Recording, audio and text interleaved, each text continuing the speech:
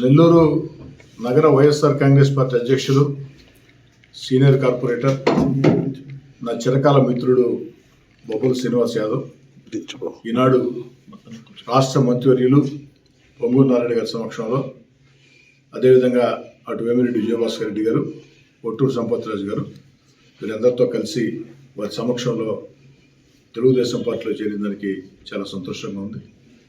వాస్తవం చెప్పాలంటే ఇది చాలా భావోద్వేగాలతో కూడినటువంటి ఒక అంశం. ఎందుకంటే బొబ్బా సేనయ్య నాది ఈనాటి పరిచయం కాదు. విఆర్ కళాశాలలో చదువుకునే రోజుల్లో నాకంటే బొబ్బా సేనయ్య సీనియర్, నేను వారికి జూనియర్ని. ఇద్దరం కూడా చిరో విద్యార్థి సంఘంలో రాజకీయాలు చేసిన వ్యక్తులవి. ఆ తర్వాత అటు బొబ్బా సేనయ్య కాంగ్రెస్ పార్టీలో చురుగ్గా ఉన్నారు, నేను ఉన్నా.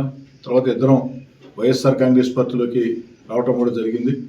అన్ని రకాల కూడా ఏదైతే బొబ్బా సేనయ్య మేము కలిసి పనిచేసి 1-2 సార్లు బొబ్బా సేనయ్య కార్పొరేటర్ అయ్యాడు. దేవుడి దయ వల్ల, నెల్లూరు రూరల్ నియోజకవర్గంలో ఉండే ప్రజల దయ వల్ల, కార్యకర్తల కష్టం వల్ల నేను కూడా 1-3 సార్లు ఎమ్మెల్యే కావడం జరిగింది. కాబట్టి ఏదైతే నేను వైఎస్ఆర్ కాంగ్రెస్ పార్టీ దూరంగా జరిగిన తర్వాత బొబ్బా సేనయ్య వైఎస్ఆర్ కాంగ్రెస్ పార్టీలో ఆగారు. ఆ రోజు మా మధ్యలో అనేక మనస్పర్ధలు, పొరపొచ్చలు ఉన్నాయి. అటు ఇద్దరం కూడా అనేక మనస్పర్ధలతో ఇబ్బందులు పడ్డాం.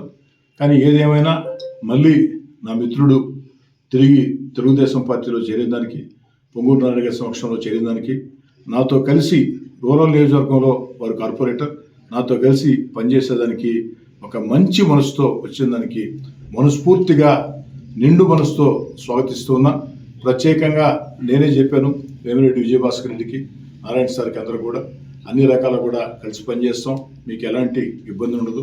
రాజకీయాల్లో భేదాభిప్రాయాలు, విభేదాలు, వాదనలు, వివాదాలు సర్వసాధారణం.